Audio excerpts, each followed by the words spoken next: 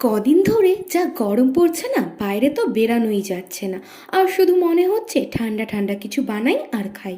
তাই আজ বানালাম খুব সহজে আর অল্প খরচে পালস মজিতো, যার জন্য সবার প্রথমে আমি নিয়ে নিয়েছি কিছু পালস লজেন্স।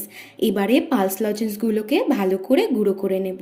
তারপর একটা গ্লাসের মধ্যে দিয়ে দেব গুঁড়ো করে রাখা পালস লজেন্স, এক টুকরো লেবু, কিছুটা পুদিনা পাতা, কিছুটা চাট মশলা আর দিয়ে দেবো স্প্রাইট। তোমরা চাইলে 7 আপও নিতে পারো। এবারে এই সমস্তটাকে ভালো করে মিশিয়ে নেব আর এক টুকরো লেবু গ্লাসের গায়ে দিয়ে সাজিয়ে দেব। তো রেডি হয়ে গেল আমাদের পালস মজিতো। বিশ্বাস করো, দারুণ খেতে ছিল। ভিডিওটি ভালো লাগলে প্লিজ একটা লাইক কমেন্ট করে দিও। আর যারা যারা আমার চ্যানেলে নতুন আছো তারা প্লিজ আমার চ্যানেলটিকে সাবস্ক্রাইব করে আমার পাশে থেকো। আর যারা যারা ফেসবুক থেকে দেখছো তারা প্লিজ পেজটাকে ফলো করে দিও। তো আজকের মতো টাটা।